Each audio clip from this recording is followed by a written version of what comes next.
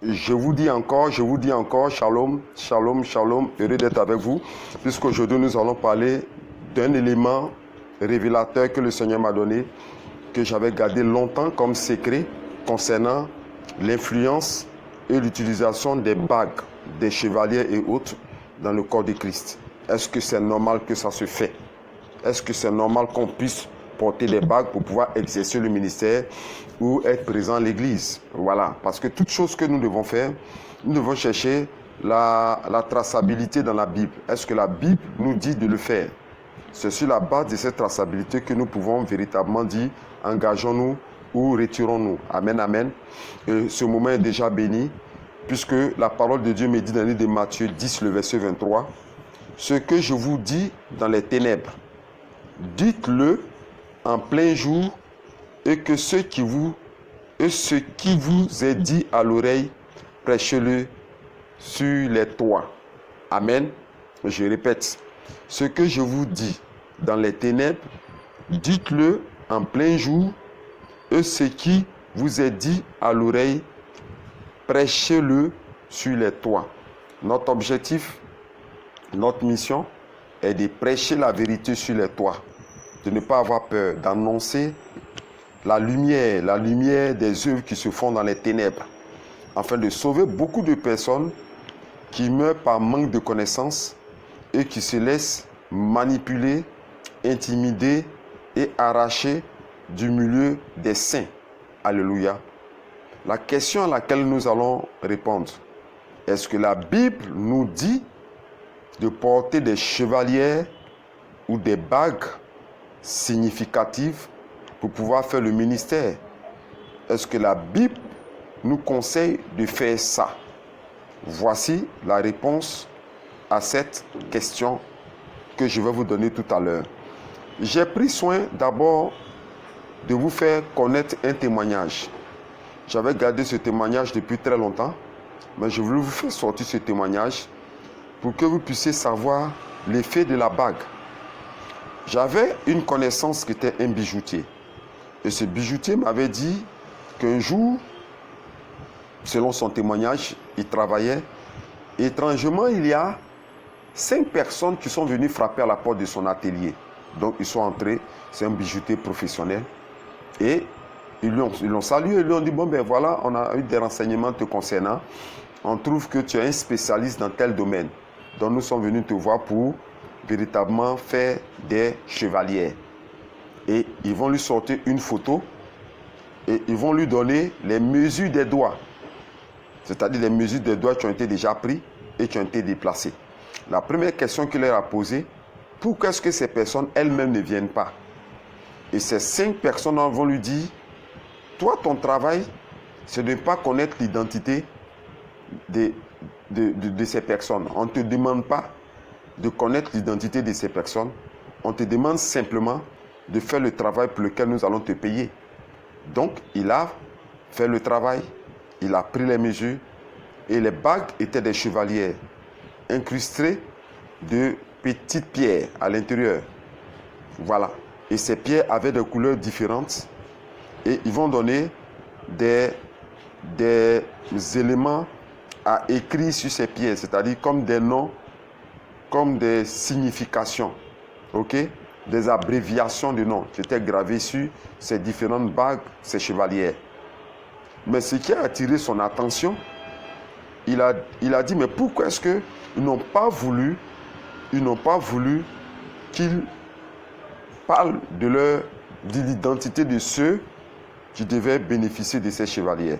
Amen, amen. Je prie que la connexion soit bonne pour qu'on puisse entendre ce genre de sujet. Il ne l'aime pas du tout. Et c'est ça qui l'a marqué. Et quand il est rentré en contact avec moi, il va me relater cette histoire. Il va me dire, oh, ce sont les Alléluia là. Amen, amen. Il dit, je suis sûr que ce sont les Alléluia. Je n'avais pas la vérité de cette affaire, mais il m'a dit, je suis sûr que ce sont les Alléluia. Donc je pense qu'il parlait des hommes, des chrétiens. Il parlait des hommes, les enfants de Dieu, qui sont venus faire cette alliance. Alléluia. Mais pourquoi est-ce qu'ils cachent leur identité? Donc je vais mener une enquête pour pouvoir trouver la signification de la bague et la chevelure dans la Bible. Amen. Et je vais retourner dans l'Ancien Testament, dans le livre de Exode, de Lévitique, jusqu'au livre de Deutéronome, pour voir est-ce qu'il apparaît dans le sacerdoce cet objet. Est-ce que cet objet a été imposé par le Seigneur comme étant un objet sacré utilisé par les souverains sacrificateurs? Donc je vais mener l'enquête et je ne vais point trouver nulle part écrit que les attributs utilisés par les sacrificateurs, on doit y trouver des bagues et des chevaliers. Il a même donné des symbolismes avec les bracelets. Il a donné les symbolismes avec quoi, la ceinture, avec la robe, qu'on appelle le manteau, ainsi de suite. Mais tout ce qu'il a donné comme élément vestimentaire du sacrificateur, je n'y ai pas trouvé la bague ni la chevalière. Amen. Alors que tout ce qui est contre la Bible est démoniaque. Retenez. Je vais mener cette même enquête et je vais aller au Nouveau Testament pour aller chercher à comprendre encore est-ce que au temps de Jésus-Christ, la bague, les chevaliers étaient instruits, étaient donnés comme élément du ministère. Et en cherchant aussi dans le Nouveau Testament, je n'ai vu nulle part où Christ ait fabriqué des bagues ou des chevaliers pour pouvoir mettre au doigt des disciples. Je n'ai pas trouvé ça là-bas. Et j'ai fait maintenant les recherches dans l'histoire et dans les connaissances des peuples anciens, surtout les peuples de l'Europe et autres. Et là, je vais trouver la présence de la chevalière comme objet de distinction honorifique. C'est-à-dire que ceux qui portaient les bagues et les chevaliers étaient des personnes de dignité, d'honneur ou d'honorabilité, qui peuvent être des rois, des hauts dignitaires ou des personnes placées à une classe sociale supérieure. Et ça permettait de pouvoir faire une gradation, c'est-à-dire un niveau de chaque individu selon la chevalière ou la bague qu'il porte. Amen. Donc, je n'ai pas trouvé que les sacrificateurs dans l'Ancien Testament portaient des alliances ou ce qu'on appelle des chevaliers ou des bagues d'exercice du sacrifice devant l'Éternel Dieu. Je n'ai pas trouvé aussi dans le Nouveau Testament que Jésus s'était transformé en bijoutier, amen, pour confectionner des alliances particulières pour donner à chacun de ses disciples, pour dire, exercez le ministère en portant à votre doigt des alliances de telle couleur et de telle qualité. Donc lorsque j'ai fini par résumer tout cela, j'ai fini par trouver que l'alliance ou la chevalière portée au doigt était satanique, démoniaque et mystique. Amen. Parce que j'ai retrouvé encore les traces de ces alliances dans des clubs secrets ou sacrés. Des clubs dans des anciens royaumes, les anciens royaumes de l'Europe et autres, qui utilisaient dans des clubs privés cette gradation selon les sectes, selon les fratéries ou les fratéries selon les sectes, selon les confréries, pour marquer le niveau spirituel de chacun. Mais du début de la Bible jusqu'à la fin, selon l'ordre du Seigneur, il n'a jamais prescrit de porter une chevalière ou une bague à couleur étrange ou quoi, pour pouvoir servir. Il ne l'a pas dit. Amen, amen. Donc maintenant, je commence à faire la troisième étape de la recherche et je trouve les significations ou le rôle des bagues ou des alliances utilisées au doigt. Première observation. La bague détermine l'hiérarchie, selon eux, pas selon nous. Amen. La bague détermine l'hiérarchie, c'est-à-dire on passe du duc ou quoi, jusqu'à leur niveau selon leur hiérarchie qu'ils ont mis en place. Il y a différents modèles d'alliance avec les couleurs et surtout les images ou le travail qui a été fait dessus détermine le niveau de chaque membre d'une confrérie ou d'une secte ou d'un club particulier. Ok? Voilà, ça c'est le premier rôle ou la première utilisation qu'ils font de la chevalière. Amen. Mais revenons maintenant à la Bible. La Bible ne fait pas de hiérarchie selon les disciples. Amen. Ce qui vient annuler même d'abord l'existence de la chevalière au milieu d'eux. Puisque Christ, à la lumière de la Bible, lorsque le disciple est venu lui demander, « Seigneur, qui d'entre nous est le plus grand ?» Le Seigneur va les recadrer pour leur dire, « Vous êtes tous les mêmes. Il n'y a pas de plus petit ni de plus grand. Celui qui exerce mon ministère, qui travaille, est égal à celui qui le fait de partout le monde entier. » Donc, selon le Seigneur, il n'y a pas de gradation. Les disciples ont été mis au même niveau. Donc, d'où sortent les archibishops, des bishops extérieurs, les supérieurs, ainsi de suite. Dieu n'a pas fait de gradation au milieu de ses disciples. Il les a mis tous, les 12, au même niveau dans l'exercice du ministère. Donc déjà, vous comprenez quelque chose. Les gradations que nous formons, qu'on fait ou qu'ils font dans le niveau, dans l'exercice du ministère est déjà faux. Ce qui confirme la fausseté de l'alliance ou la fausseté de la chevalière utilisée dans le ministère. Ça, on est d'accord pour ça. Alléluia. Amen, amen. Donc, chez nous, les chrétiens serviteurs de Dieu, il n'y a pas de plus grand et de plus petit. Il y a des élus du Seigneur, des fils du Seigneur Jésus-Christ, dont je suis très fier d'être un vrai serviteur, avec sûrement la sœur Léonidas qui me suit, shalom à toi, et la sœur Linda. Ok, vous comprenez? La deuxième utilisation de la chevalière, selon eux, c'est l'alliance. Amen. Et je vais vous rappeler que l'alliance, il y a deux catégories d'alliance dans l'utilisation d'une chevalière ou d'une bague.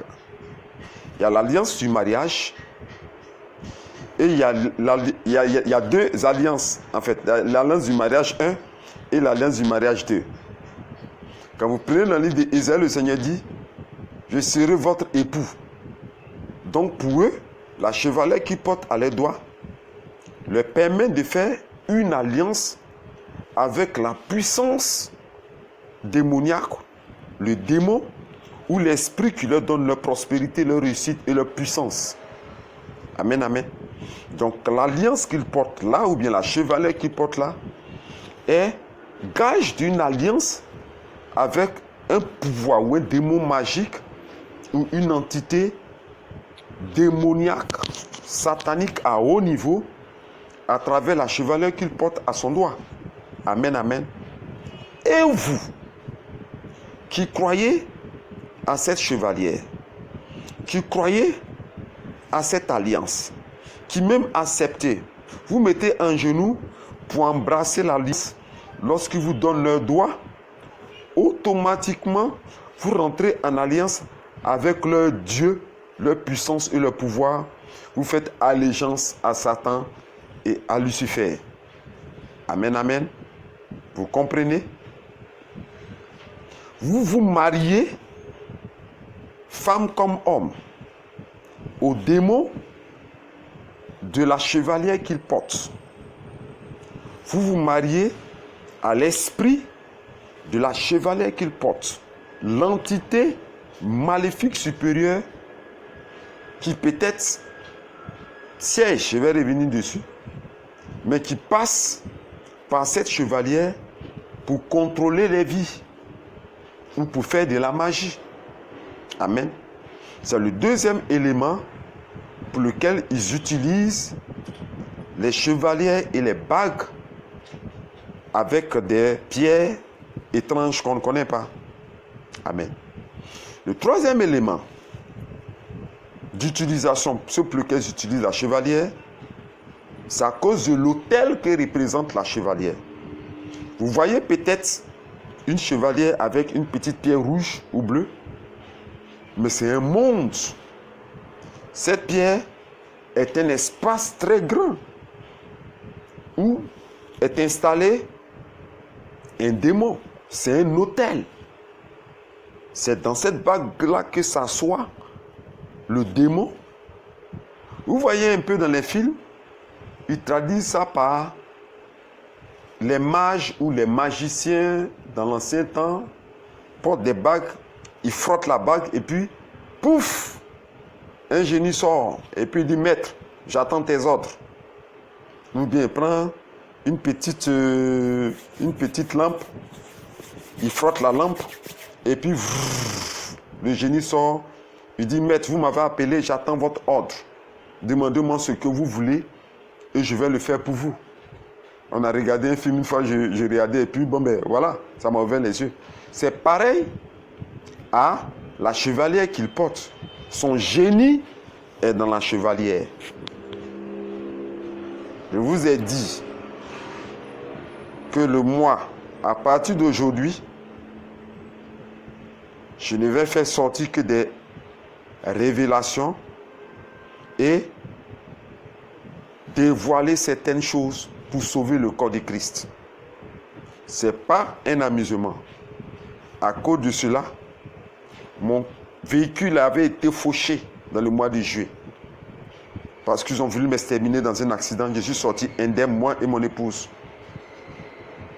Et j'ai longue vie. Parce que celui qui me dit, ce que je vous dis dans les ténèbres, dites-le en plein jour, et ce qui vous est dit à l'oreille, prêchez-le sur le toit. Matthieu 10, le verset 23. Cette parole est pour moi un bouclier, moi et ma maison. Alléluia. Et vous jouez avec ça. Je vais revenir sur l'imposition des mains. Donc c'est un autel où se trouve son génie, qui lui permet de faire de la magie, qui lui permet de dégager un feu étranger, de faire une fausse onction, qui lui permet même de connaître la couleur de ton slip que tu as porté, la couleur de ton soutien, la couleur de ton argent, le numéro de ton compte bancaire, le numéro de ta boîte postale, le nom de ton premier fiancé, d'avoir toute l'information sur ton existence, parce que le génie et l'esprit est dans la bague, elle est dans la chevalière. Amen, amen. Et vous adorez cet autel parce que vous croyez. Attendez, Job a dit dans la Bible, c'est ce à quoi je crois qui m'arrive. Donc la pensée, elle est active. Si tu crois à ces hommes de Dieu, automatiquement, tu es adorateur de leur chevalier et de leur génie. Clair.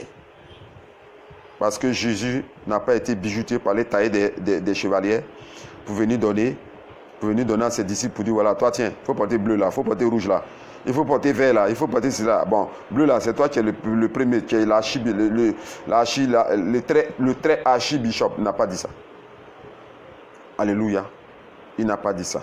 Donc vous qui suivez cette vidéo, partagez pour sauver beaucoup de personnes. Qu'il y ait de nombreux partages pour que vous sauvez beaucoup de personnes. Le début de la vidéo n'est pas bon, ils n'ont pas voulu que je parle assez, mais je continue. Le quatrième élément pour lequel ils utilisent la chevalière, c'est la voyance. Amen. Regardez ces gens de chevalière, elle est conçue sur le modèle de l'œil. Sur le modèle de l'œil. La chevalière, elle est là. Et il y a une pierre. Mais la pierre, c'est un œil. Dans le monde spirituel. L'œil de la voyance. Ou ce qu'ils appellent le troisième œil. Qui est incrusté dans la chevalière. Donc, elle lui permet de voir tout. Tout sur toi. Amen. De connaître et de voir tout sur toi. Donc, il voit tout. Il voit même dans ton enfance. Toute ta vie est comme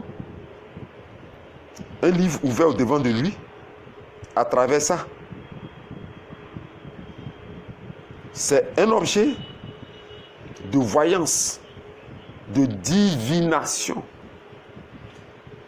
Un objet de divination. Un objet de voyance. Donc, il voit tout à travers cette chevalière et cette pierre. Il voit tout. Avec l'œil de Satan, de Lucifer, du serpent ancien, il voit tout. Amen, amen. Voici le quatrième élément. Et ça lui permet de voir selon ce qu'ils appellent l'aigle, le prophète aigle royal, le ceci, cela. J'ai les yeux d'aigle, selon eux-mêmes ce qu'ils disent. J'ai les yeux d'aigle. Mais comment est-ce qu'ils font pour connaître jusqu'à toi ton numéro de compte bancaire? Et quand il vous dit ça, vous êtes hypnotisé. Vous commencez à trembler. Oh, oui, papa, c'est ça, papa, c'est ça, papa, c'est ça. Tu es déjà hypnotisé par le serpent, tu es déjà maîtrisé par la chevalière. C'est fini pour toi, tu es cloué. Tu es bloqué, c'est fini. Tu es sous son contrôle. Amen, amen. C'est dangereux. Et vous allez vous mettre sous eux. Ok, je continue. Et le cinquième élément pour lequel j'utilise la chevalière, c'est pour le transfert. Amen. Ça leur permet de transférer des flux maléfiques ou d'arracher. Ça respecte la loi, selon la comptabilité, on appelait ça du FIFO et du LIFO. Entrée, sortie, sortie, entrée. Amen, amen. Sortie, il va tout transférer, la magie hypnotique, la magie envoûtante, pour ne pas que tu aies la capacité de maîtriser ta pensée, de contrôler tes émotions, pour que tu sois un guichet automatique qui sorte de l'argent, qui les enrichisse, sans que tu ne puisses te retenir. Amen. Tu es sous le contrôle d'un pouvoir maléfique qui t'hypnotise et qui fait quoi? Qui t'oblige à te vider toi-même. Tu n'as plus le contrôle de ta pensée. Tu n'as plus le contrôle de tes mots. Tu n'as plus le contrôle de tes paroles. Tu n'as plus le contrôle de tes décisions. Tu es esclave de son pouvoir et tu te dépouilles. Amen, amen. Ça, c'est le transfert. Il met dans ton corps, dans ton âme et dans ton esprit la puissance magique, satanique et démoniaque. Tu vas dans des églises, la sœur en Christ a fait au moins 20 ans dans l'église. Il n'y a aucun témoignage, il n'y a rien. Mais elle est là.